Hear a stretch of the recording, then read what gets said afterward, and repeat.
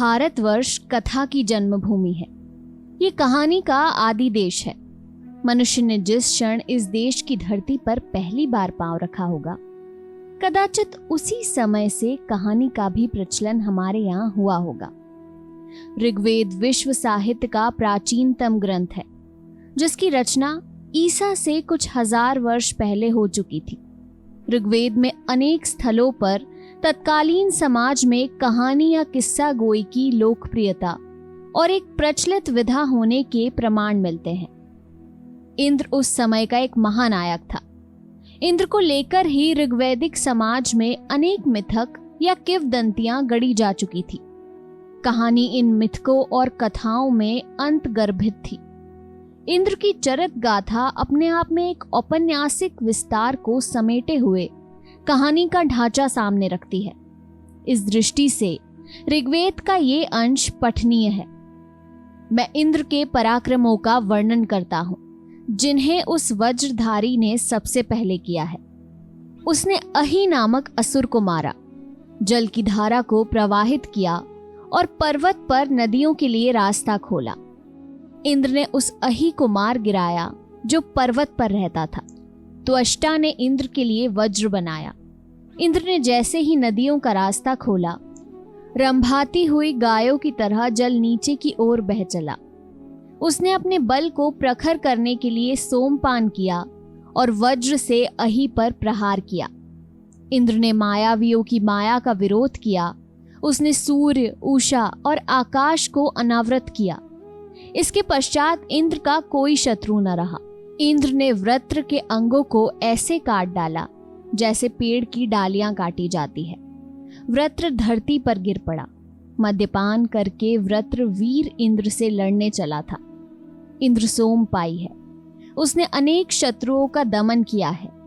वृत्र इंद्र के प्रहारों को कैसे सह सकता था? वो बुरी तरह से हारा, पर हाथ और पांव कट जाने पर भी उसने इंद्र से लड़ाई जारी रखी। इंद्र ने उसकी पीठ पर वज्र से प्रहार किया। साधारण बैल भला सांड के मुकाबले में ठहर सकता है? वृत्र के टुकड़े टुकड़े हो गए। तब जल का प्रवाह लोगों की प्यास बुझाने के लिए वृत्र के ऊपर से बह उठा। वृत्र ने जल की धारा को जबरदस्ती रोक रखा था। अब वही जल उसे रौंदता हुआ बह रहा था। इंद्र ने वृत्र की शक्तिहीन माता पर भी प्रहार किया। माता ऊपर थी, वृत्र नीचे पड़ा था। वृत्र की माता ऐसी पड़ी थी जैसे गाय अपने बछड़े के साथ पड़ी हो। वृत्र का मृत शरीर उस जल धारा में पड़ा था जो रुकना नहीं जानती, विश्राम नहीं करती। इसी दास के बस में होकर तो जल अभी तक रुका हुआ था। अहि उसका रक्षक था। जैसे पणी गायों को रोक लेते हैं, वैसे ही उसने जल की धाराओं को रोक रखा था। इंद्र ने वृत्र को मारकर जल का द्वार खोल दिया। जब वृत्र ने इंद्र के वज्र पर प्रहार किया तो इंद्र घोड़े की पूंछ के समान फुर्तीला बन गया और उसके प्रहार का निवारण कर सका। जिस अवसर पर इंद्र और वृत्र का युद्ध हुआ, वृत्र के द्वारा प्रयुक्त विद्युत और गर्जन, कोहरा और वज्र सब बेकार हुए। इंद्र को सदा के लिए विजय मिली। हे इंद्र, वृत्र को मारने के पश्चात तुम्हें उसका कौन सा सहायक दिख गया, जिसके डर से तुम 99 योजन भागते चले गए और बाज की तरह आकाश में उड़ गए?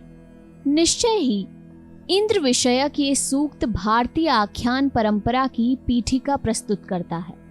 आख्यान या भारतीय कहानी का ये एक रूप है जो पुरा कथा के मिथकीय और प्रतीकात्मक पर्यावरण में भी जीवन के स्पंदन से युक्त है।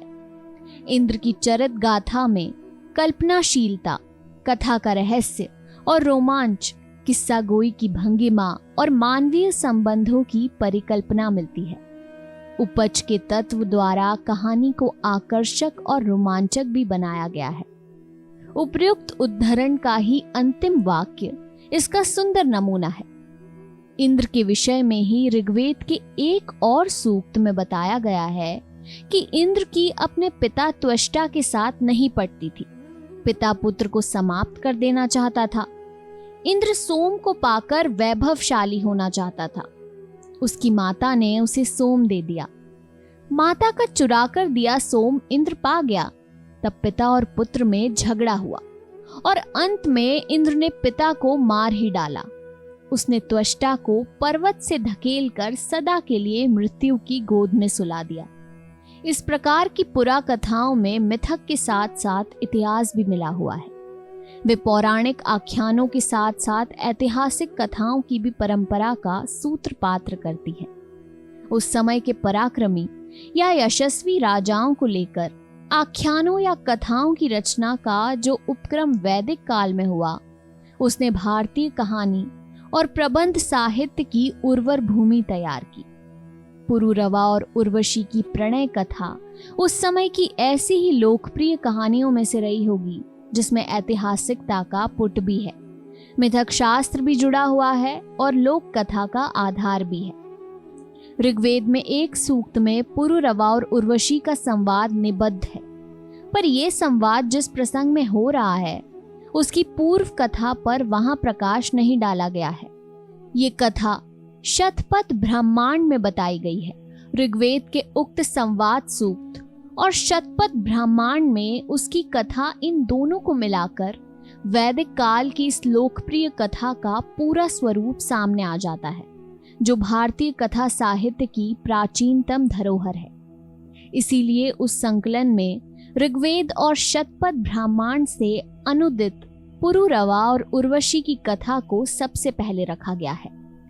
पुरा कथा के अतिरिक्त सामाजिक संदर्भों से जुड़ी ऐसी छोटी छोटी कहानियों का भी बहुत पुराने जमाने से ही हमारे यहाँ चलन रहा होगा, जिनमें मिथकों के महिमा मंडित अलौकिक विश्व के स्थान पर रोजमर्रा का जीवन है, हमारे घर द्वार की कथा है या हमारे बीच के किसी व्यक्ति की आप बीती है। बतरस और गोष्ठी के पर्यावरण में आप बीती से बढ़कर रुचिकर वस्तु और क्या हो सकती है, पर आप बीती कहने की ये परंपरा अपने प्रकृत रूप में तो वाचिक परंपरा में ही फूल फल सकती थी। साहित्यिक परंपरा में भी इसकी आकर्षक परिणतियां धूर्ताख्यान या दश कुमार रचित जैसी कथाकृतियों में हम पाते हैं, पर आप बीती को कथा के रूप में कहने की ये परंपरा कितनी पुरानी है, इसका साक्ष्य भी हमें ऋग्वेद से ही मिलता है। ऋग्वेद का कितव सूक्त एक जुआरी की आप बीती ही तो है।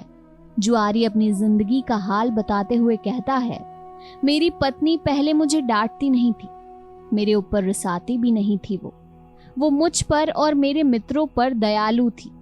मैंने पासों के चक्कर में अपनी उस साध्वी पत्नी को घर से निकाल बाहर किया।